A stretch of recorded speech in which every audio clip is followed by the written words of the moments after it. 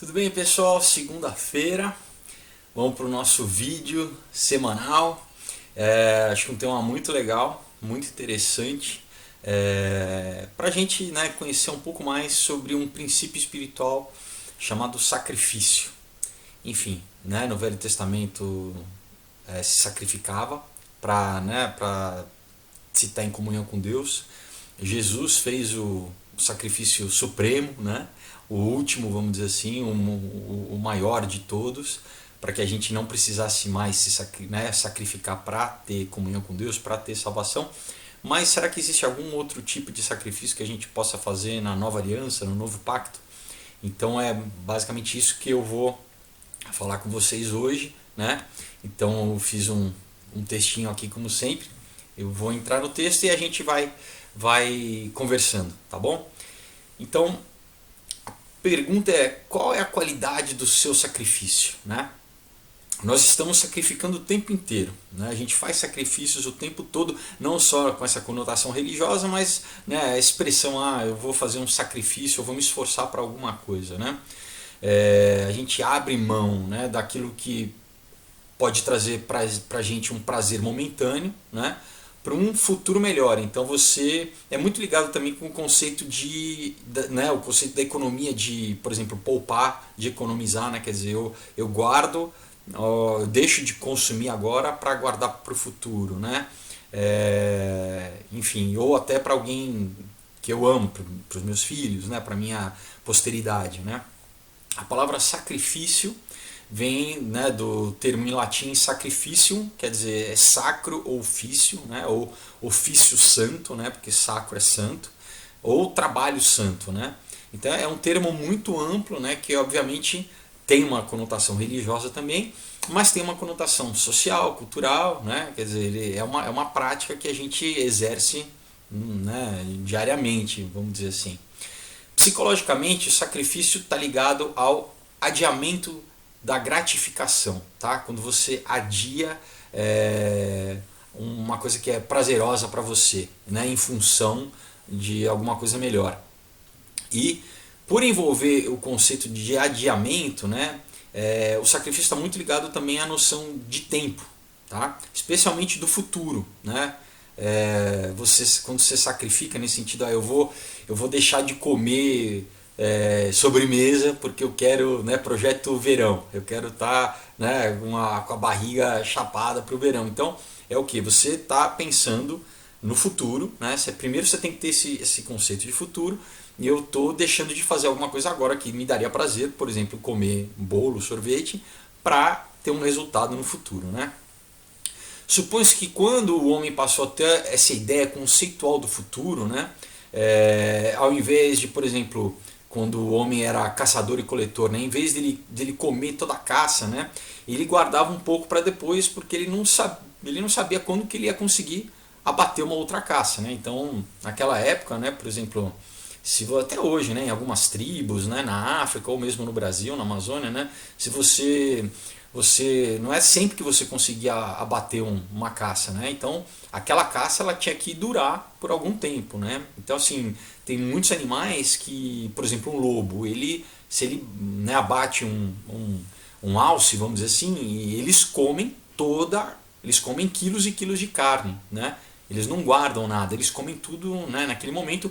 Como já tem um estudo, né, sociológico até de crianças às vezes de rua, que, por exemplo, se você der, né, um pacote de biscoito para elas também vão comer tudo, vão acabar com aquilo, elas não vão guardar, né? Eles não têm esse conceito elaborado de guardar para quando eu tiver fome, né? Sei lá, daqui a 8 horas, ou amanhã, ou daqui a uma semana. Então, vamos dizer assim, o homem, né, quando ele começou a entender que a caça, por exemplo, poderia ser escassa, aí ele começou a entender nesse conceito de futuro, né? Quer dizer, eu não consumo só agora, eu consumo. Pra gente pode parecer óbvio, né? Poxa, mas como o futuro? Mas pensa, né? Até o homem conseguir desenvolver esse entendimento, né? E depois, né? Principalmente quando o homem se assentou, né, durante a Revolução Agrícola, né, quando o homem descobriu que ele poderia cultivar a terra, né, que ele podia dominar essa tecnologia de plantar, de colher a semente, né? Porque antigamente o homem o quê? A árvore, né, deu uma fruta, ele ia lá e comia, mas ele não sabia essa tecnologia de plantar, né, de saber quanto tempo que demora para né, nascer um fruto, né, nascer arroz, nascer trigo, né?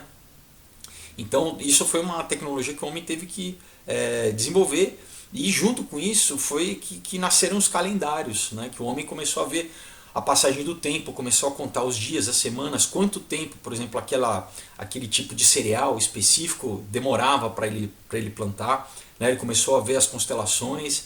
Então né, pra gente, né, homens, né, seres humanos modernos, né, do século 21, parece muito óbvio, né? Mas enfim, não foi sempre assim. Então, o homem ele teve que ter essa previsibilidade do ciclo do tempo, das estações, né? Enfim, se plantando agora, né? A gente sabe que daqui a alguns meses eu vou ter que esperar até a colheita, então eu trabalho hoje, né? Exigindo um esforço meu no presente, né?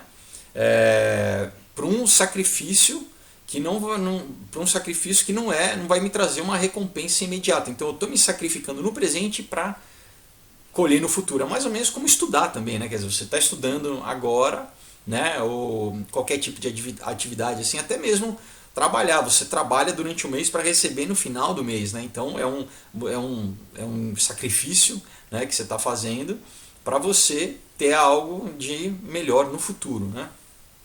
No Velho Testamento, né, vamos entrar agora na parte mais espiritual, vamos dizer assim. No Velho Testamento, o primeiro sacrifício registrado ele é implícito, né? Quando em Gênesis capítulo 3, versículo 7, né, diz que depois que o homem desobedeceu a Deus, né, depois que ele caiu, né, que ele teve a consciência de que ele tinha transgredido a ordem de Deus de não comer do fruto da árvore do conhecimento do bem e do mal. O que ele faz, Adão? Ele tenta remediar a situação, né? Eu vou citar, a Bíblia diz assim que ele fez um avental com folhas de figueira. Tem toda uma simbologia, né, da figueira e tudo, mas não vamos entrar nisso agora. Mas enfim, o que o Adão fez? Ele viu que ele estava nu, né? Ele se escondeu de Deus, viu que ele estava nu e ele tentou remediar, ele mesmo tentou fazer dar um jeito naquilo, né? Na nudez dele, né? Naquela exposição, né? Ele viu que ele estava errado pela primeira vez, se sentiu exposto e tentou cobrir, né, o erro dele, né? Cobrir a nudez dele, né? A nudez tem uma metáfora do erro, né? Ele não conhecia o conceito de sacrifício, né? Ele nunca precisou sacrificar nada, né? Então, né, as obras dele eram insuficientes, né? Esse avental de folha, na verdade, não cobria nada, né? Não era insuficiente. Isso também tem, né, uma questão metafórica de que nós não conseguimos, né, apagar o nosso pecado, a nossa dívida, né? Aquilo fica na nossa consciência, né? Enfim, então, como foi insuficiente, né, ele ia ter que morrer, né? Não tinha, né, como Deus falou que a decorrência do pecado era a morte, né? Alguém ia ter que morrer no lugar dele, né? Ou ele ia ter que morrer, ou ia ter que ter algum substituto. A gente já começa a ver aí muito claro, né, toda a lógica que acompanha até o Novo Testamento, até Jesus, né, e até mesmo no nosso sistema penal, né, de crime, né, e castigo, né, citando Dostoiévski, mas de quando alguém comete um ato, esse ato precisa ter a justiça precisa ser feita, né, ou eu pago alguma coisa, eu preciso ressarcir, ou eu cumpro a pena, né, ou alguém cumpre a pena no meu lugar, ou alguém, né, se sacrifica por mim. Então o que Deus faz? Deus faz o primeiro sacrifício, né, da história em favor do homem, derramando o sangue de um animal em seu lugar, né? Como diz em Gênesis capítulo 3, versículo 21. E fez o Senhor Deus a Adão e a sua mulher túnicas de peles e os vestiu. Então, eu falei implícito, porque ele não está falando, então Deus ele abateu um animal e fez, né, uma túnica de pele, né, uma roupa para cobrir o homem. Mas está implícito, né, que Deus para ele fazer essa túnica de pele, tinha que ter o quê? De um animal, né? Que ele matou, e por isso teve derramamento de sangue. Então o quê? Então a vida daquele animal, né? Ela foi expiada no lugar de Adão, né? Do homem.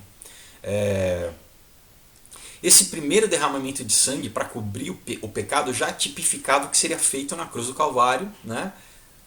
Milênios depois, no último e suficiente sacrifício feito novamente por Deus. Então, logo em Gênesis, no começo da história, né, você vê o pecado entrando por um homem, né, e depois no Novo Testamento o pecado sendo expiado também por um homem, só que esse homem, né, ele é Deus, né, ele é Jesus. Ele exatamente, o homem estava nessa condição insuficiente. Desde Adão o homem passou a estar insuficiente, né, ter o tal do pecado original. Ele não conseguia mais, né, estar em comunhão com Deus por si só, né. Então Deus fez esse movimento, né, como ele fez na primeira vez em sacrificar os animais, né, para Adão. Ele novamente faz um último sacrifício, fazendo o que? Não, eu então vou nascer em carne, né, vou nascer através de uma mulher, né, quer dizer, a gente precisa saber que não tinha óvulo, né, não tinha a parte genética de Maria nem de José. A Maria simplesmente gestou ele, né, mas ele era 100% criado pelo Espírito Santo, né? E, enfim, e daí Deus falou, bom, já que o homem não consegue, eu mesmo vou dar a minha vida para, né, resgatar o homem, para fazer com que a gente tenha novamente a gente tenha comunhão e o homem possa ser salvo espiritualmente, né?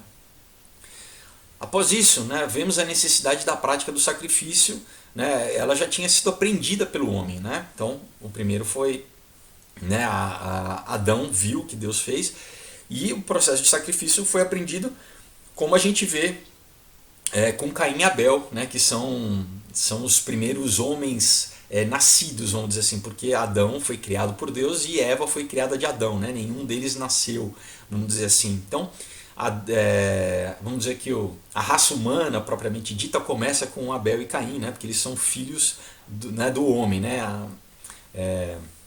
Adão é filho de Deus, né? Adão foi criado por Deus. Então, esses filhos do casal primordial, né, eles tipificam, vamos dizer assim, dois tipos de pessoas, né? Dois tipos de comportamento, duas formas de se relacionar com Deus, né? Que ficam exemplificadas na forma como cada um sacrificou, né? O que diferenciou o sacrifício de Abel e de Caim? Para quem não conhece a história, né?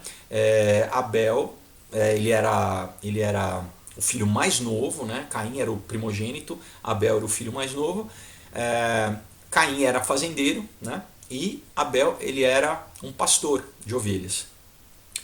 O sacrifício que Abel fez agradou a Deus, e o sacrifício que Caim fez foi rejeitado. Deus não se agradou. Mas será que foi só pelo sacrifício? Tem alguma coisa que a gente pode deduzir, né? Ou será que foi pela forma com que cada um sacrificou, né? Porque o sacrifício ele expressa, na verdade, a tua motivação interna, né? A tua motivação que determina o tipo de sacrifício que você faz. Então, Abel sacrificou o que ele tinha de melhor. A Bíblia diz isso, né? No caso, um animal, né? Com um derramamento de sangue. Então, assim, se a gente for pegar nessa lógica do derramamento de sangue da vida que precisa ser expiado, então Abel fez isso, né? Ele sacrificou um animal, né, com gordura, enfim. E isso foi um sacrifício que agradou a Deus. Mas principalmente o que? A Bíblia diz que ele sacrificou o melhor, né? Provavelmente o melhor animal que ele tinha. E Caim já não, né? Caim sacrificou da sua colheita, mas a Bíblia não descreve como sendo o melhor que ele tinha, por exemplo. Não foi os primeiros frutos, né? Como a gente hoje está, né, na festa de Pentecostes, né? Que Pentecostes é uma palavra grega para Shavuot, que é uma palavra hebraica que significa a festa da colheita, né? A festa dos primeiros frutos, né? Então, Caim não deu de melhor para Deus. Caim meio que falou assim, eu tenho que dar alguma coisa, né? Abel, meu irmão, vai dar, eu tenho que dar, vamos dar alguma coisa, vamos deixar só meio fazer uma média com Deus, né? E Deus conhece o coração de cada um, ele viu a intenção de Caim, por isso que o sacrifício de Caim foi rejeitado, né? Então nós podemos pensar que a qualidade do sacrifício que fez a diferença entre a aceitação de um, né, de Abel, e do outro não, né, Caim perante Deus. Mas eu acredito que tem alguma coisa mais profundo, né, do que simplesmente a oferta assim, em si, mas a disposição do coração. Porque nós vemos mais adiante, né, que Deus estabelece também o sacrifício de cereais e de primeiros frutos em Levítico. Né? No livro de Levíticos, Deus recebe também esse sacrifício, né, do agricultor, vamos dizer, dos primeiros frutos, do cereal. Então a questão, né, não é exatamente, né, só no fato de Caim ter oferecido frutos, porque, né, eu acredito que se ele tivesse oferecido com um coração sincero, despojado, buscando o melhor, Deus ia aceitar também. Né? Porque, enfim, a própria Bíblia, mais tarde, ele aceita esse tipo de sacrifício. Né? Ao oferecer o melhor, Abel demonstra que ele era um adorador, tá? Que ele amava Deus, enquanto Caim, como eu já disse, ele estava, sei lá, barganhando com Deus, né? Fazendo uma média, não tinha esse coração de adorador, né? Como Abel. Né? Enfim, como Deus conhecia o coração de cada um, ele recusou a oferta de Caim. Mesmo assim, Deus tenta atrair Caim para o arrependimento, né? Para o arrependimento dizendo, se bem fizeres, não é certo que serás aceito? Né? Porque a palavra diz que quando Deus recusou, né, que o semblante de Caim decaiu. Né? Quer dizer, Deus viu que Caim ficou irado, ficou, né, irritado, se sentiu... não gostou da correção de Deus, mas Deus, né, falou com ele, falou assim, olha, se você não fizer o sacrifício certo, se o teu coração não estiver no lugar certo, eu vou aceitar o teu sacrifício. Né? Então, e o que continua, né, no versículo? Diz assim, se não fizeres bem, né, Deus falando para Caim, o pecado jaz à porta. Né? Ele ainda não tinha pecado, né? Ele não fez um sacrifício bom, mas ele ainda não tinha pecado. Mas Deus estava vendo um padrão se estabelecendo. Né? Quer dizer, se o teu coração já está meio amargo, se você não está fazendo os sacrifícios necessários, né, com uma boa disposição, o pecado jaz à porta. Quer dizer, provavelmente você vai acabar pecando, né? Porque meio que a semente ali já está brotando, né? Já está nascendo. Desculpa. E sobre ti será o teu desejo, mas sobre ele deves dominar. Olha que interessante, né? Deus já falando, olha, eu estou te chamando de novo, né? Se você fizer bem, né, o que é certo, eu vou te aceitar. Mas se você não fizer, o pecado tá rodeando aí, tá próximo, né? E cabe a você dominar o teu desejo, né? Você tem que dominar o teu desejo. Então, basicamente é isso, né? Quer dizer, vamos pegar um exemplo mais cotidiano nosso, né? Sei lá, vamos usar o exemplo da dieta, né? Que é bem simples. Mas, puxa, quero fazer dieta, mas tenho bolo lá na geladeira. Será que eu vou, né? O que eu faço? Melhor, na verdade, não ter bolo, né? Melhor não comprar nada, né? Mas se eu compro, vamos dizer assim, eu já estou errando, né? Já compro alguma coisa gorda, né, e boto ali, vai me tentar, né? Então para que isso muitas vezes eu vou acabar caindo, né? Eu vou acabar saindo do meu propósito, que no caso né, dessa historinha é a minha dieta, vamos dizer assim. Mas a gente pode aplicar isso para qualquer coisa, para, por exemplo, adultério no casamento, né? Eu tenho minha esposa, mas sei lá, no trabalho tem uma moça, de repente eu começo a flertar com ela, ainda não aconteceu nada, do flerte vamos tomar um café, e de repente pega na mão, e as coisas vão, em vez de eu não dar essa brecha, de eu não abrir esse precedente, né, as coisas vão piorando, até que uma hora de repente, quando você vê, você já né, errou, já dançou, e aí o pecado é consumado. Então Deus fala para ele, né, para Caim, olha, cabe a você controlar esse teu desejo, dominar esse teu desejo, né? Bom, eu acredito que esse sentimento de rebeldia, né, contra Deus e contra a realidade que envenena o coração é o que leva à maioria dos crimes, né? Esse sentimento de revolta, primeiro de ter uma arrogância, né? Porque assim, Deus me chamou a atenção, né?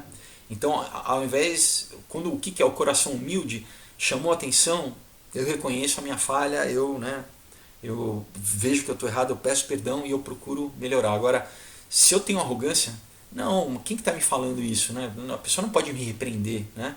Então já começa, né? Já começa o coração ali, né? Não, quem a pessoa acha que é para falar isso comigo, né? No caso Deus, né? Mas isso começa, né? E daí você começa a ficar amargo, você começa a racionalizar, não, mas essa, né?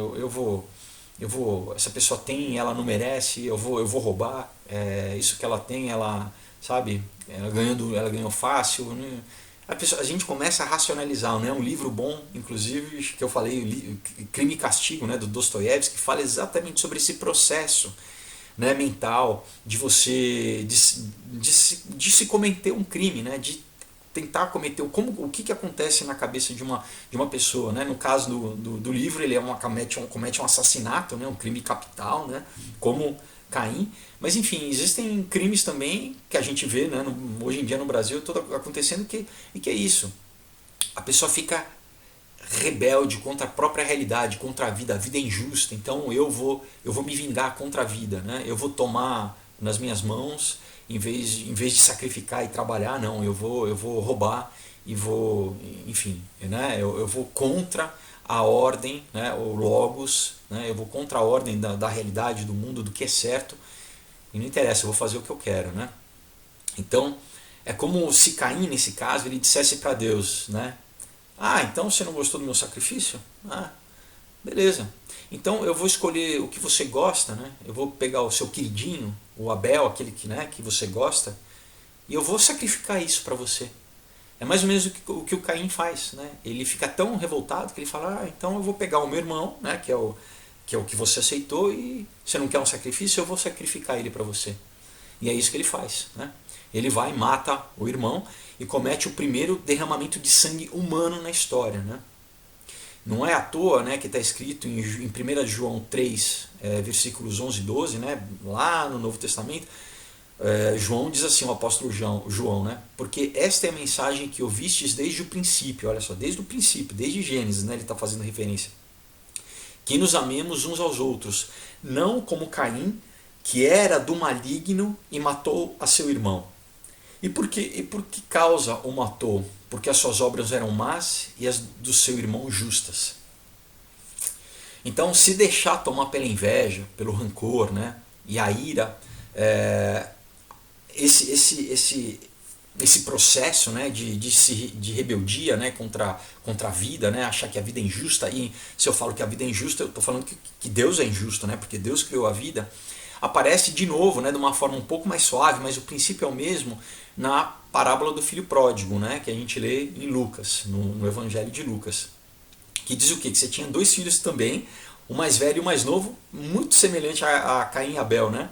Só que o mais novo, no caso era como se fosse Caim, é o filho pródigo que pede a herança do pai, vai, né, ele gasta tudo, né, ele perde todo o dinheiro, se arrepende, né, que ele vê que ele fez uma bobagem e volta arrependido. O pai encontra ele, o pai ama ele, fala assim: poxa, meu filho, né, você que estava perdido, né, estava perdido no mundo, você voltou para mim. Então ele vai celebrar. Só que o irmão mais velho, que ficou esse tempo todo trabalhando com o pai, ficou revoltado, né? O filho mais velho, né, ele se aborreceu com o pai porque ele foi fazer uma festa, ele deu um novilho cevado, né, ele matou para fazer um churrasco, fazer uma festa, e o filho mais velho ficou assim: pô, eu aqui tô o tempo inteiro trabalhando com meu pai, o mais novo lá, o mimado, vai lá, apronta, e agora ele volta e tá tudo bem, e eu, né? Só que o pai fala assim: filho, né, tudo que eu tenho é teu, né, tudo, você tá aqui comigo esse tempo todo. Então, para que esse ódio no teu coração? Né? Você também tem, né? Mas eu estou feliz porque o teu irmão estava morto e ele, né, ele estava perdido e ele voltou. Né, eu nem sabia se eu ia ver teu irmão, vamos dizer assim. Né? Eu estou, né, elaborando a história um pouquinho, mas interessante a gente ver que aparece novamente, né, esse conceito dos dois irmãos, né, que aparece em vários momentos na Bíblia. Né? Você tem Esaú e Jacó, né? Você tem Isaac e Ismael, né? Então são que geralmente mostram dois, além dos personagens históricos, né? Mas você tem dois irmãos que mostram exatamente dois modelos de ser, né? De disposição do coração, né? De como a gente pode se comportar, né?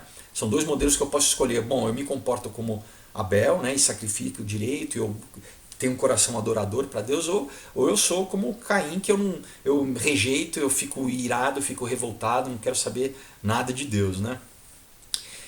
Agora a pergunta é a seguinte, você já se sentiu como Caim? Já aconteceu, por exemplo, de você estar numa célula ou você estar na igreja e ouvir o testemunho de alguém, né? E essa pessoa conta tudo que Deus fez na vida dela e você está lá sentado ouvindo assim, poxa, mas por que Deus faz na vida dela e não faz na minha vida, né? Você já teve essa invejinha, né, no coração, né? Principalmente, né, se você está tentando fazer a coisa certa. Às vezes você está se esforçando, mas às vezes qual é o tipo desse esforço, né? Será que você está falando, não, é pela minha própria força, né, pelo meu próprio braço, né? A palavra diz que não é por força nem por violência, mas é pelo Espírito, né? Então Deus, muitas vezes, Ele quer ensinar uma lição para a gente. Se às vezes a gente está se esforçando, né, tá naquela luta, mas é pela nossa, a gente está confiando mais no nosso braço do que em Deus, né? Do que Deus, na graça de Deus, né? Então muitas vezes Ele permite, né, que a gente se canse, né, e faça para a gente realmente depender dele, aprender a depender dele, né? Mas muitas vezes nesse processo a gente se revolta, a gente fala assim, poxa, eu estou me esforçando e Deus não tá vendo, né? Deus não tá me recompensando, né? Então isso muitas vezes começa a borbulhar dentro de você, né? Principalmente se você vê que às vezes que né, a pessoa, ele casou, olha lá, né? Eu tô aqui esperando um tempão e a pessoa conheceu e sei lá em quantos meses casou, né? E a gente se questiona, né? Até você pensa, né? Poxa, mas eu mereço muito mais, eu sou melhor, né? Eu sou mais esperto, eu canto melhor, né? Por que a pessoa está lá no púlpito e eu estou aqui na cadeira? Se eu canto melhor, eu sou mais talentoso, se eu leio mais a Bíblia, se eu conheço mais, ninguém me vê, né, aqui na igreja, né? Eu sou mais bondoso, eu sou mais caridoso, eu busco mais a Deus, eu sou mais santo, eu sou muito melhor, né? Né? Muitas vezes a gente pode cair nesse risco de, né, não, eu sou muito humilde, muito bom, né? Enfim, eu confesso que já aconteceu, né, sem querer, você vê uma coisa e você pega e fala assim, pô, peraí, mas será que eu tô invejando a pessoa, né? Porque eu tô esperando, às vezes eu tô numa espera né, e a coisa já aconteceu para alguém, em vez de eu me alegrar, né, como a Bíblia diz que eu tenho que me alegrar com quem se alegra e chorar com quem chora, em vez de eu me alegrar pelo meu irmão, pela minha irmã, eu fico assim, poxa, legal Deus, né? Para mim nada, né? Sabe assim? Bom,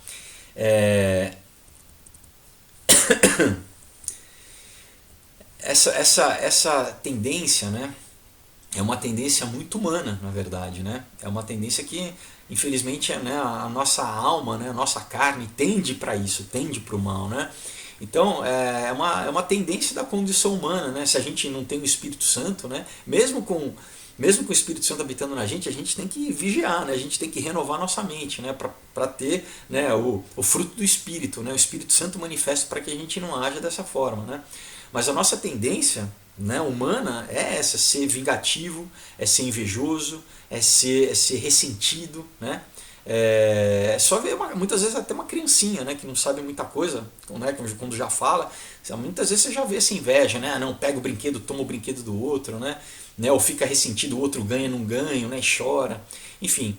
Na verdade, né, como eu disse, isso é muito comum para o homem natural que não tem Deus, né? Inclusive existe um movimento político, né, esquerda, que toda a ideologia é baseada nessa tendência humana, né, nesse sentimento humano, né. Se você lê, enfim, a literatura do Marx é totalmente ressentida, né, e o próprio Nietzsche, né, ele falava, o filósofo Nietzsche, ele falava sobre o ressentiment, né, ele era alemão, mas esse termo ele usou em francês, do ressentimento, né, ele falava como o ressentimento provocava, era um dos piores causadores, enfim, na sociedade humana, na cultura humana, né? E basicamente a esquerda ela usa esse sentimento, né, para mobilizar a massa, né, para mobilizar esse lugar ressentido, né? Mas não quero falar de política exatamente aqui, mas não podia deixar de fazer essa ressalva, tá? Então, como Caim e Abel, nós também podemos escolher, né, que tipo de modelo de comportamento a gente quer seguir na nossa vida, né? Então, se a gente dá o nosso melhor no nosso trabalho, no nosso relacionamento, nos nossos estudos, na nossa família, na nossa igreja, né? Se a gente tem esse coração de procurar fazer tudo com excelência, né? Como a Bíblia diz, né? Que a gente deve fazer tudo com excelência, porque na verdade é para Deus, né? Não é só para o próximo que a gente está fazendo, porque quando a gente faz para o próximo, a gente está fazendo para Deus, na verdade, né? Como ele diz, né? Se um de vós der um copo de água para um desses pequeninos, você está dando para mim, né? Então, tudo que a gente faz para o nosso irmão, vamos dizer assim, por consequência, a gente está fazendo para uma ordem maior, né? A gente está fazendo para Deus, né? Então a gente pode fazer tudo com alegria, né, e com excelência, né, ou a gente pode ser arrogante, a gente pode ser preguiçoso, né? A Bíblia diz também que preguiçoso vai ter com a formiga, né? Quer dizer, vai aprender com a formiga ali a ser trabalhador, né? A gente pode ser desmazelado, né, e não fazer as coisas com excelência, né, achando que as pessoas têm que se contentar com qualquer coisa que a gente faz, porque afinal de contas, né, a gente é o bom, né? A gente é o bonzão. E, enfim, né? Então não gostou, problema seu, não, né? Não é isso que a Bíblia diz, né? A gente tem que ser humilde e não ter essa atitude, né? Indo adiante mais um pouco, né, falando sobre o sacrifício, outro personagem bíblico que mostra alguns padrões diferentes e super importantes, né, a respeito do sacrifício é Abrão, né? Abrão primeiro e depois Abraão, né? Deus muda o nome dele, mas então primeiro a gente vê em Gênesis capítulo 14, versículo 18, né, que ele encontra Melquisedeque, né, descrito, né, nesse trecho como o rei de Salém, né? Salém quer dizer paz, então era o rei da paz. Na verdade, é a primeira cristofania na Bíblia, né? Cristofania é um termo que mostra assim, que antes de Jesus vir, né, no Novo Testamento como Jesus Cristo, Cristo ele já aparecia, ele apareceu em vários momentos ao longo do Velho Testamento, né, tipificando, né, exemplificando essa figura de Jesus que apareceu, que é o que é o Rei da Paz, né? Então, vamos dizer assim, é uma pré-encarnação de Jesus, tá? Melquisedeque, né? Ele, né, esse trecho diz assim, né? Diz, então Melquisedeque, rei de Salém, sacerdote do Deus Altíssimo, trouxe pão e vinho. Olha só, pão e vinho, né? Que Jesus, né, na Santa Ceia, né, foi feito com o quê? Com pão e vinho, né? E ele mesmo falou, né, o meu corpo minha carne é o pão e meu sangue é o vinho, né? Enfim, trouxe pão e vinho e abençoou Abraão dizendo Abrão, né? Ele ainda era Abrão, dizendo: bendito seja Abrão pelo Deus Altíssimo, Criador dos céus e da terra, e bendito seja o Deus Altíssimo que entregou seus inimigos em suas mãos. Aí o que Abrão fez? Reconhecendo, né, a divindade desse rei, ele institui o dízimo. É a primeira vez que a gente vê na Bíblia né, dizendo que alguém ofereceu o dízimo, porque ele tinha vindo de uma guerra, né, Abrão tinha combatido alguns reis, e ele dá o dízimo dos despojos dele, tá? do que ele tinha conseguido conquistar desses reis. Ele faz uma oferta, um sacrifício ali, entregando 10% para esse rei, né, do que ele tinha recebido. Então aí que a gente começa a ver tem dois, né, esse primeiro sacrifício, que é o do dízimo, né, que é instituído aí. Vamos para o segundo, né, que é interessante. Abraão, que várias primeiras coisas, né, principalmente sacrifícios, ele que faz, e ele que acaba instituindo, né, primeiro para o povo judeu, para Israel, e depois para nós, né, a igreja, né. Então, esse primeiro sacrifício é um sacrifício do quê? De adoração, né? Ele reconhece a divindade de Melquisedeque como um sacerdote de Deus, como o rei da paz, né? E ele dá um dízimo como adoração, né? Em seguida nós vamos ver também que o sacrifício ele tem uma conotação de aliança, né? Quando a gente vê sacrifício, está ligado com aliança também. Então Abraão já tinha crido em Deus, né? Ele já tinha obedecido quando Deus mandou que ele saísse da sua parentela, né? Da sua família, e fosse para um lugar que Deus ia mostrar para ele, né? Isso é logo no convite, né? Que Deus chama ele em Ur dos Caldeus, que era a cidade dele. Mas ele tinha recebido uma promessa de que ele seria pai de nações, né? Só que estava demorando esse tempo para acontecer, né? Até que ele começa a duvidar, né? E Deus diz para ele no capítulo 15, versículo 9 a 18 de Gênesis, né, ele diz assim: respondeu-lhe o Senhor: traga-me uma novilha, uma cabra e um carneiro, todos com 3 anos de vida, e também uma rolinha e um pombinho. Tá? Esses basicamente são os animais que depois a gente vai ver na lei mosaica, né, os sacrifícios que se você tinha mais dinheiro, você podia sacrificar se você tinha menos, você sacrificava uma rolinha, um pombinho, né? Desculpa. Jesus, por exemplo, os pais dele, né, José e Maria não tinham muito dinheiro, então o sacrifício que eles fizeram para Jesus no templo foi de 2 rolinhas, né? Então a gente já vê isso aqui. Deus meio que já, né, mostrando já a lei, muito antes da lei mosaica, né, já aqui em Abrão ainda, antes né, de Israel ter sido criado, antes de Moisés, aqui já tinha um início da lei, vamos dizer assim, né? Então Abraão trouxe todos esses animais, cortou-os ao meio e colocou cada metade em frente à outra, né? Ele dividiu os animais e colocou no chão, né? uma de frente à outra, e as aves, porém, não cortou, né? Depois que o sol se pôs e veio a escuridão, eis que um fogareiro esfumaçante, como uma tocha acesa, passou por entre os pedaços dos animais. Naquele dia o Senhor fez uma aliança com Abrão. Olha só, então naquele dia, o que então? Então a gente tem o que? As vidas, o derramamento de sangue, né? E a gente tem o que? Essa aliança que é feita, que isso se fazia naquela época, né? Por exemplo, as duas pessoas entravam numa aliança, as duas pessoas andavam no meio dos animais dizendo assim, que se algum descumprisse a aliança, aquela pessoa ia responder daquela mesma forma. O que aconteceu com os animais ia acontecer com aquela pessoa, né? Só que o que a gente vê interessante aqui? Deus como uma nuvem, né, de fogo, né, como a gente vê depois no deserto, né, que Deus guia, né, o povo pelo deserto de noite como uma torre de fogo, né, um pilar de fogo, e de dia como uma nuvem. Né? Deus que faz, ele não diz que Abraão passou. Então é o que? Deus novamente fazendo aliança, mas ele sozinho, né, ele passando, ele meio que jurando por si só e estabelecendo uma aliança com Abraão, né, passando pelo meio dos animais. Né? Então é Deus se comprometendo com o homem. Né?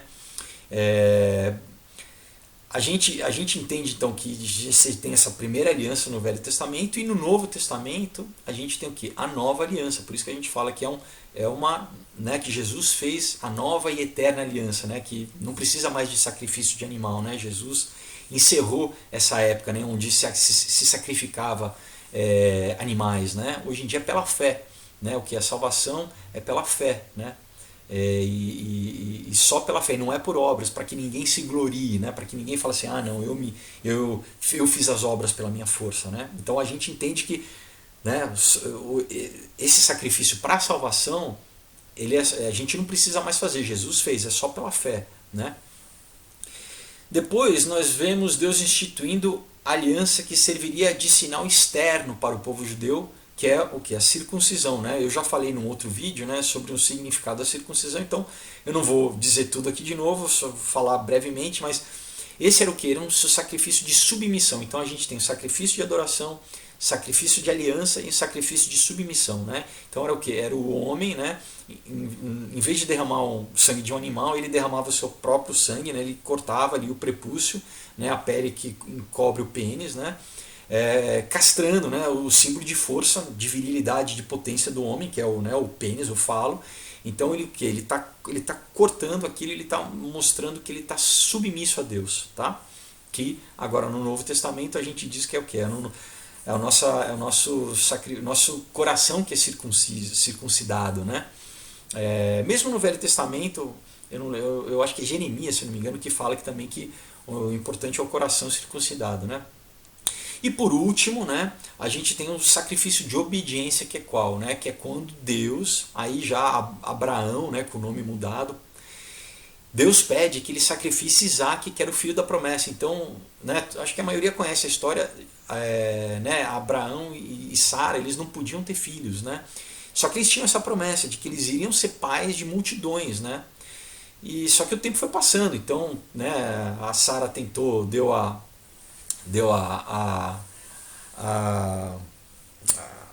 serva dela, né, para dormir para tentar remediar a situação. Aí nasceu Ismael, né, que enfim, é o povo árabe. Né, enfim, a gente tem um conflito até hoje por causa dessa desobediência. Mas enfim, com 100 anos a promessa se cumpre, e eles têm esse filho tão esperado, né, que é o filho da promessa, que é Isaac. Né? Só que chega um determinado momento que Deus pede para que Abraão sacrifique o filho. E quando a gente lê, pessoal, assim, não tem nenhum momento que Abraão rebate. Né? Ele pergunta para Deus, mas como, Deus? Não, ele simplesmente entende, né? E ele fala, tá bom. Né? Muitos, né, interpretam esse trecho apenas como um teste de fé que Deus impôs a Abraão para ver se Abraão ele amava mais o filho ou se amava a Deus, né? Se o coração dele estava no filho ou estava em Deus. Mas eu acredito que existem pelo menos duas outras funções nessa passagem, né? A primeira, mais uma vez, é tipificar a Jesus Cristo, né? No Velho Testamento, é já logo no Gênesis mostrar como seria Jesus, porque a gente tem uma série de coisas, né? Eles levaram 3 dias para caminhar, né? Abraão e Isaac. Isaac subiu o monte levando a madeira do sacrifício nas costas, como Jesus levando a cruz, né?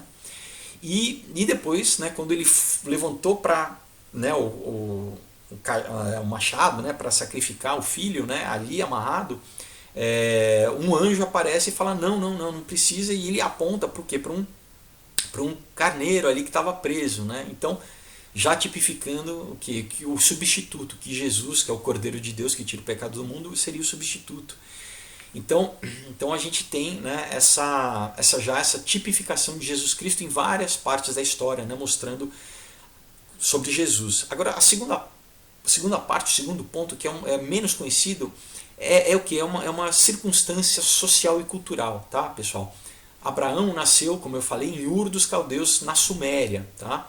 Né? E nessa cidade, a padroeira dessa cidade, né, vamos dizer, a entidade que eles adoravam, o nome era Inanna, tá, pessoal? Para quem não conhece, Inanna era essa entidade adorada, né, na Suméria, e principalmente nessa cidade, ela era a padroeira da cidade. E qual que é o nome dela, né? Era a Rainha dos Céus.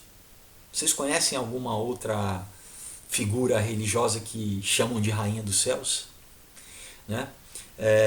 Então essa mesma, né, Inanna, em várias outras culturas ela tinha outros nomes. Isso era muito comum, né, no mundo antigo, né? Então Ishtar, né, Astarate, Afrodite, Vênus, e muitos estudiosos, a grande maioria dos teólogos, diz que infelizmente a Maria, a mãe de Jesus, ela acabou, houve um sincronismo religioso, né?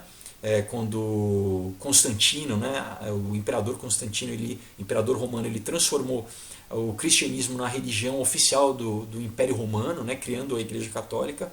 Houve um sincretismo religioso em que vários deuses, né, do paganismo, né, do panteão grego-romano, acabaram virando santos católicos, tá, pessoal? Então, exatamente como Vênus, né, que seria a correlação, né, do panteão romano para o que seria, para o que acabou virando a Virgem Maria, esse culto a Maria, tá, pessoal?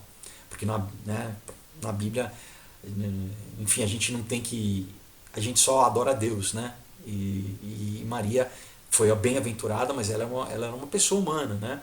Ela achou graça né, perante a Deus, mas a gente não deve, né, adorar Maria, enfim. Então, mas todo esse ponto o quê? Porque naquela época, pessoal, era muito comum sacrificar criança, era muito comum o sacrifício humano, né? A gente conhece Moloque, né? Tem várias passagens. Então era o que? Era Deus falando para Abraão que, diferentemente da religião pagã, do paganismo, com Deus não se sacrifica. Não se sacrifica. Inclusive depois a gente lê em Levítico 18, 21, assim, e da tua descendência não darás nenhum para dedicar-se a Moloque. Tá? Inclusive, várias vezes, quando o povo de Israel se corrompia, né, ao Velho e Longo Testamento, a gente vê que tinham reis que acabavam casando com mulheres de outros povos que adoravam deuses pagãos, Moloque, por exemplo, que eles acabavam incorporando essas práticas de sacrifício humano, sacrifício de bebê. Tá? Pessoal, isso era muito comum. Na Grécia sacrificava-se também, no Egito também, os celtas também, enfim.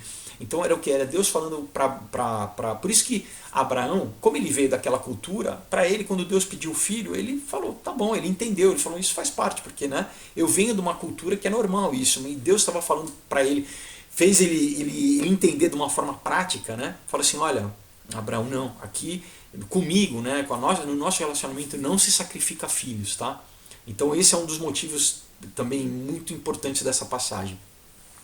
Mas vamos lá, voltando aqui à questão do sacrifício, né? Então a gente viu que só em Abraão a gente já tem vários tipos de sacrifício, né? De adoração, de obediência, de submissão, né? De que mais que eu falei agora? Eu já não lembro. Aliança, né? Então vários tipos de forma que o sacrifício tipifica, tá? Vamos lá. Na lei mosaica existem, né? Basicamente, tá, pessoal? Já aí com a lei mosaica, né? Quando Moisés recebe no dia de Pentecostes hoje, inclusive, né?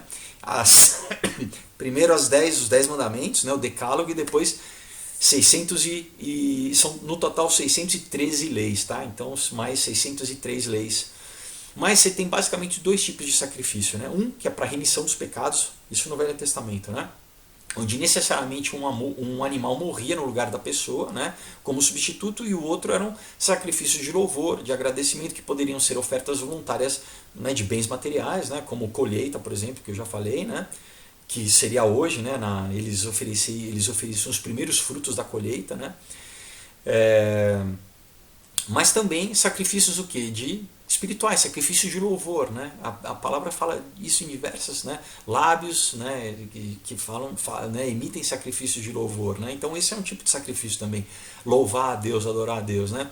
De qualquer forma, são ações que demonstram uma intenção que nasce no coração de consagrar o melhor a Deus. Então o sacrifício simplesmente é o que? É uma ação externa daquilo que é interno. Isso que é o principal, pessoal, né? Quando realmente o meu coração eu amo a Deus, aí que eu vou querer dar o melhor, né? Como a gente faz para as pessoas que a gente ama, a gente quer dar o melhor, a gente se sacrifica, a gente faz o melhor, e isso que está demonstrado no sacrifício, né? Como diz, né, em Salmos 51, 17, né? Os sacrifícios que agradam a Deus são um espírito quebrantado, um coração quebrantado e contrito, ó Deus, não desprezarás, né? Então, né, isso é das passagens que fala que é o sacrifício que agrada a Deus, né? A gente ter, né, o nosso coração quebrantado e grato a Deus, né? Então, vamos lá. A consequência espiritual do pecado é o quê? A morte, né? Cada um que comete pecado deveria morrer, né, pela lei, né? Para remediar essa situação, Deus criou um sistema que em que alguém pudesse pagar o pecado no lugar da pessoa que cometeu, né? Assumindo a dívida, né? Então surgiu a prática de se atribuir os pecados do povo a um animal inocente, no caso, né, era um bode, né, que o sacerdote ele colocava a mão sobre aquele bode, e é meio como que se os pecados de todo o povo fossem para aquele animal, e aquele animal era lançado para o deserto. Tá? Tem toda uma simbologia do deserto, o nome do bode, Azazel, enfim, não vamos entrar nisso agora também, mas, né, você tinha esse tipo de sacrifício, né, que era para o quê? Para redimir o pecado do povo, né?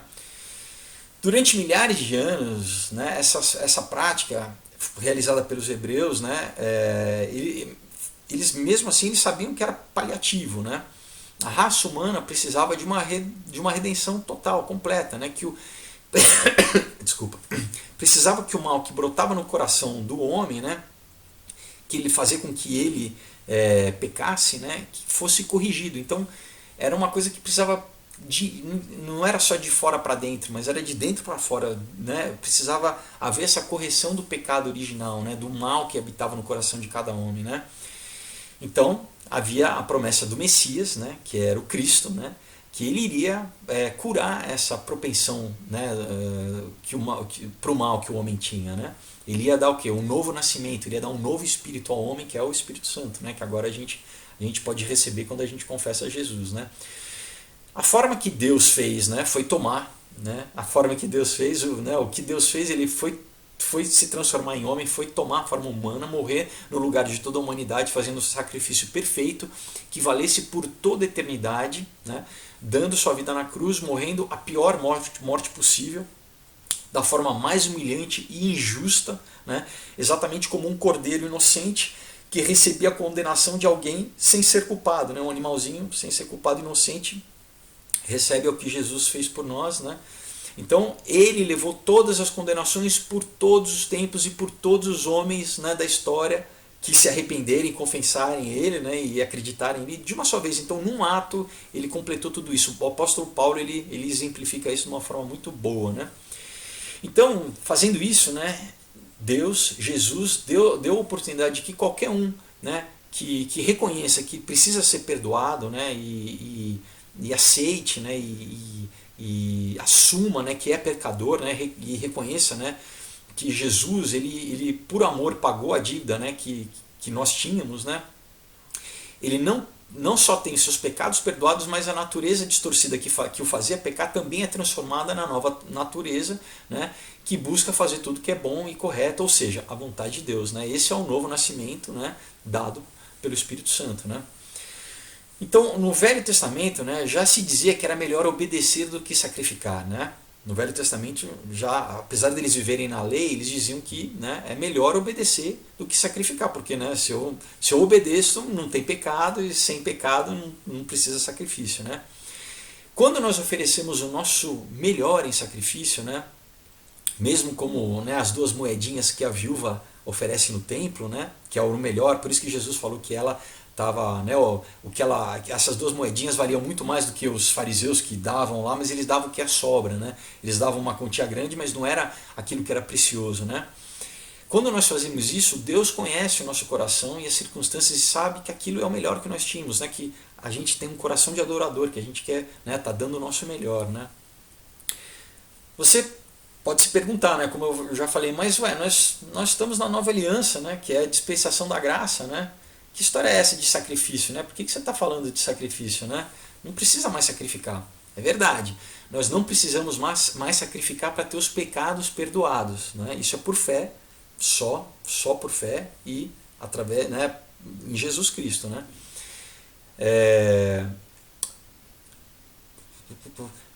Nós não precisamos sacrificar para ter nossos pecados perdoados, né? Nossa salvação é unicamente através da fé no ato de amor do nosso Senhor Jesus Cristo, confessando que Ele se sacrificou por nós.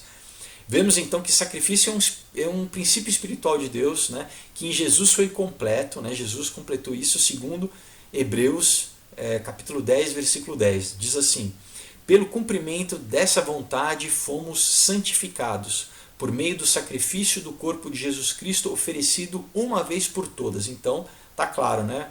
Pelo sacrifício de Jesus foi oferecido uma vez por todas, não precisa de mais sacrifício para a salvação, né? Então, amém. Nós temos salvação e reconciliação através de Jesus, mas agora que nós somos salvos, né, e passando pelo processo da renovação das nossas mentes, né, das nossas emoções, o nosso sacrifício passa a ser a nossa vontade, né, que ainda não foi transformada pelo Espírito Santo, né? Os nossos desejos carnais, a nossa autojustificação racional. Né? Exatamente é desse sacrifício que o apóstolo Paulo fala em Romanos 12, versículo 1. Ele diz assim: portanto, irmãos, rogo-lhes, pelas misericórdias de Deus, que se ofereçam em sacrifício vivo, santo e agradável a Deus, que este é o culto racional de vocês. Então olha que interessante, né? Paulo fala assim, bom, amém, vocês já confessaram a Jesus Cristo, né, aceitaram o sacrifício dele, né, então vocês estão reconciliados, e agora qual que é a segunda etapa? É você, né, viver uma vida, né, sacrificando as tuas vontades, né, para que sejam, isso é um sacrifício racional, né, é um culto racional, né, de você se submeter a Deus, de você ter a tua mente renovada pela palavra, pela Bíblia, né? Você abrir mão do que você fazia, né? Do velho homem, né? Dos teus desejos carnais, né? A gente agora tem o Espírito, ele está vivo, mas aqui as nossas emoções e os nossos pensamentos que tem que ser transformados pela palavra, né? Tem que ser renovados pela palavra.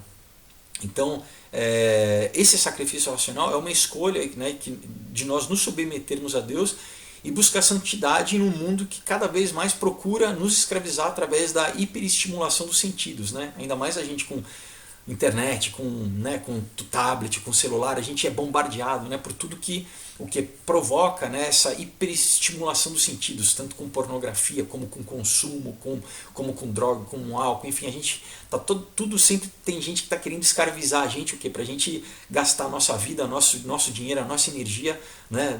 São uns vampiros, mais ou menos, que ficam querendo sugar a gente, né?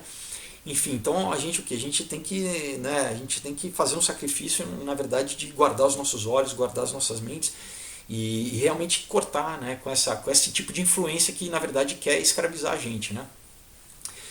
Então, né, da mesma forma que alguém quer ficar com um corpo bonito e se sacrifica na academia todos os dias, né, malhando ali, fazendo força, não comendo, né, o que quer, fazendo regime, né, ou um estudante, né, que se sacrifica, né, o seu tempo, né, sem, sei lá, sem as saídas com os amigos, porque está estudando, porque ele sabe, né, que né, ele, sei lá, ele vai prestar o vestibular, tem a faculdade, né? A nossa disciplina espiritual também é composta de sacrifícios, né? O apóstolo Paulo compara o cristão a um atleta, né, que mortifica a sua carne, né, a fim de completar a corrida, né, de vencer o bom combate, né? O Paulo ele usa muitas vezes essas analogias, né, de avançar, né, da gente estar correndo, né, combatendo o bom combate. Então, como um atleta que tem que viver uma vida disciplinada, né, regrada, né, fazer sacrifícios, né, de esforço, alimentação, a gente tem essa disciplina espiritual que a gente tem que seguir também. Que, claro, fica muito mais fácil com o Espírito Santo, né? O Espírito Santo que nos auxilia, né? Porque se a gente também fosse contar só com a gente, com a nossa vontade, a gente não ia conseguir, né?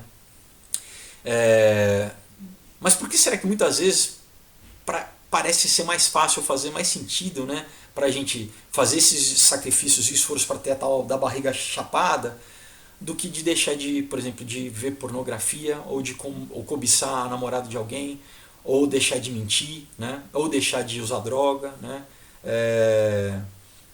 ou de deixar de fornicar, né, quando na verdade isso é muito mais importante para as nossas vidas, né, essa disciplina espiritual, né, porque isso afeta diretamente a nossa autoridade espiritual, nossa comunhão com Deus e, por consequência, como que Ele pode nos usar na sua obra, né, no reino, né, na implantação do reino. Né? Como está escrito em 1 Pedro 2,5, né, vocês também estão sendo utilizados como pedras vivas na edificação de uma casa espiritual para serem sacerdócio santo, oferecendo sacrifícios espirituais aceitáveis a Deus por meio de Jesus Cristo. Então, o que o apóstolo Pedro está dizendo aqui? Está dizendo que, sim, que nós somos pedras vivas, né? Que Deus está usando nessa construção do reino dele aqui na terra, né? E esse é um sacerdócio santo nosso, né? Nós estamos nos oferecendo como sacrifícios espirituais, nós estamos oferecendo, então, aqui de novo, então, mais um sinal que no Novo Testamento, né, na Nova Aliança, a gente faz sacrifícios também, mas são sacrifícios espirituais, né? Por quê? Para avançar o reino de Deus, né? Para a gente estar vivendo uma vida santa, para que Deus possa nos usar, né? Não, para alcançar o mundo, para mudar a cultura, né? Para implementar o reino aqui, né? Trazer o reino para cá. Né?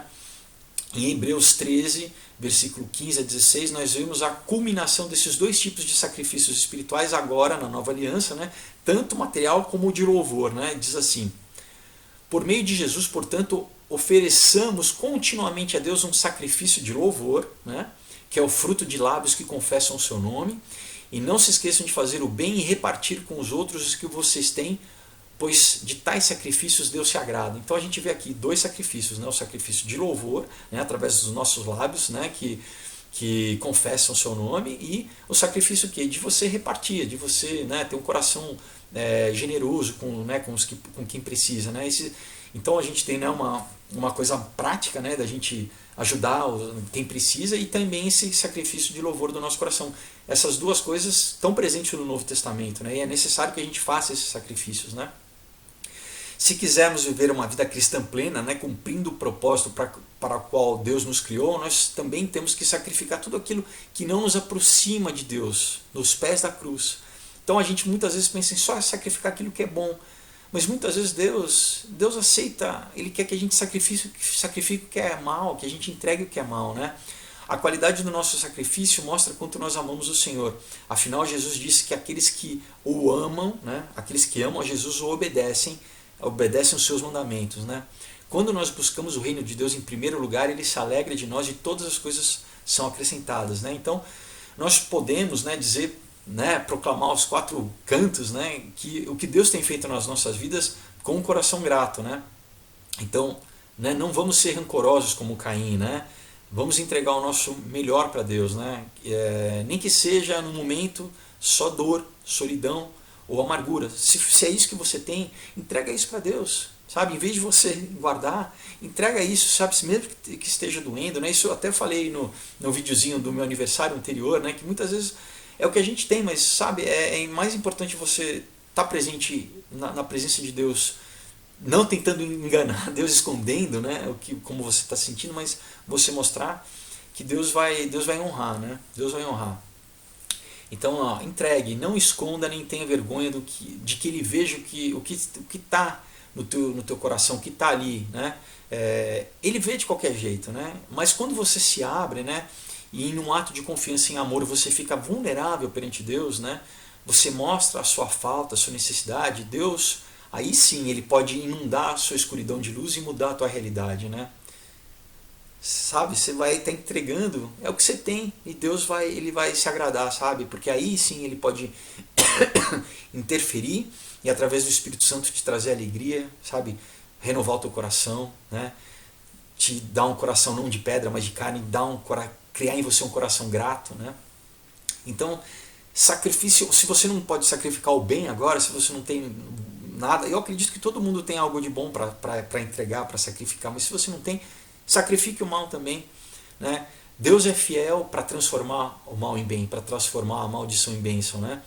Como a consequência espiritual do pecado é a morte, cada um que comete pecado deveria morrer, né? Enfim, mas nós sabemos que, né, como eu já falei, né, várias vezes, que Jesus cumpriu a lei e se sacrificou por nós, enfim, então a gente tem essa segurança, né, de entrar na presença de Deus, né, de ajoelhar no nosso quarto e, sabe, sem medo, né, de que Deus está nos ouvindo e falar assim, obrigado Deus, que por mais que eu possa no momento estar só com amargura, ou só com tristeza, né, só com solidão, isso que eu estou entregando a Ti, né, isso é um ato de sinceridade, sabe, de amor, de vulnerabilidade, sabe, né, de em vez de, como toda vez que o homem pecava, né, Adão, começando com Adão, ele pecou, ele se escondeu de Deus, então não se esconda, né, não se esconda de Deus, Deus te ama, independente do teu erro, do teu pecado, ele vai se encontrar, como o filho pródigo, né, que quando estava voltando, o pai dele viu ele de longe, o pai foi correndo, o pai abraçou ele, o pai beijou, ele achava que o pai ia tratar ele como um servo, como um empregado, porque ele falou, poxa, eu pequei contra o meu pai, mas não, o pai estava esperando, né, ele ansioso, e quando viu de longe, o pai sai correndo e vai, abraça ele, beija. Então, né, Deus também está pronto para fazer isso para você, por você, né? Então, amém, espero que vocês tenham gostado. Vamos fazer uma oração rápida aqui. Senhor, eu te louvo, Pai, por mais essa semana, Pai, que seja uma semana de vitória, Pai, por esse dia de Pentecostes, Senhor, amém, que o Teu Santo Espírito, Pai, esteja tocando em cada um que esteja vendo esse vídeo agora, Pai, que, Pai, línguas de fogo, Senhor, amém, estejam, Pai, uma nova unção, Pai, uma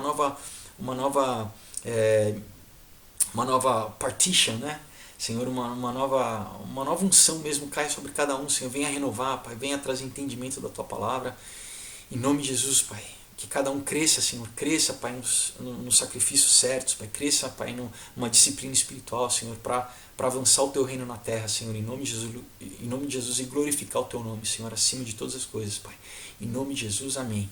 Isso aí, pessoal, então, até semana que vem, boa semana para vocês, em nome de Jesus, tchau.